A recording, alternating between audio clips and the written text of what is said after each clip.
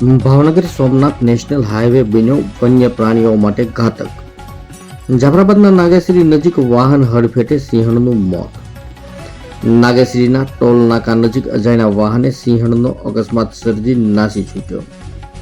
વાહન હડફેટે 3 થી 5 વર્ષની સિંહણનું ઘટના સ્થળે જ મોત નીપજ્યું।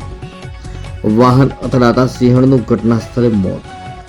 સિંહણના મોતની ઘટનાથી વન વિભાગ ઘટના સ્થળે પહોંચ્યું। ગત 4 જાન્યુઆરીએ વાહન હડફેટે થયું હતું સિંહણનું મોત। 5 દિવસ અગાઉ નેશનલ હાઈવે પર દીપડીનું વાહન હડફેટે થયું હતું મોત। 1 માસમાં 3 વન્ય પ્રાણી અકસ્માતે મોતને ભેટ્યા। ભાવનગર સોમનાથ નેશનલ હાઈવે બન્યો વન્ય પ્રાણીઓ માટે રક્ત રંજીત। મારું નામ પ્રતાપભાઈ વરુ। અત્યારે આ 1 મહિનામાં ત્રીજી ઘટના બની છે। પહેલાં હેમાળ નજીક સિંહણનું વાહન અકસ્માતે મૃત્યુ પામી છે। એ પછી અત્યારે 6 દિવસ પહેલાં બાલાની વાવ નજીક વાહન અકસ્માતે દીપડીનું મૃત્યુ થયું છે। આજ રોજ નાગેશ્રી નજીક ટોલ પ્લાઝા પાસે વાહન અકસ્માતે હમણાં જ સિંહણનું મૃત્યુ થયું છે।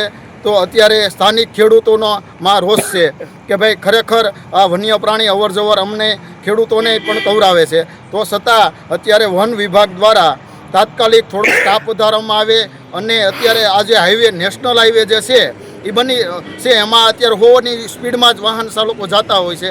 તો વાહન ચાલકોનો શું દોષ? એ વન્ય પ્રાણીની અવરજવર કરતા હોય છે તો અજાણ્યા વાહન ચાલકોને તો ખબર હોતી નથી કે વન્ય પ્રાણી આનો વિસ્તાર છે। તો વાહન ચાલકોને ભોગ બનવો પડે છે અને ખરેખર આ જંગલ ખાતાના કાયદાઓમાં વાહન ચાલકો છૂટી શકતા નથી। તો પછી અત્યારે જો હવે પછી ટેકરો તો સ્ટાફ વધારવામાં નહીં આવે તો આ વિસ્તારના ખેડૂતો ગાંધી ચિંધ્યા માર્ગે આંદોલન કરવાની ફરજ પડશે અને તમામ જવાબદારી જંગલ ખાતાની રહેશે એવું ખેડૂતો આ વિસ્તારના જણાવી રહ્યા છે।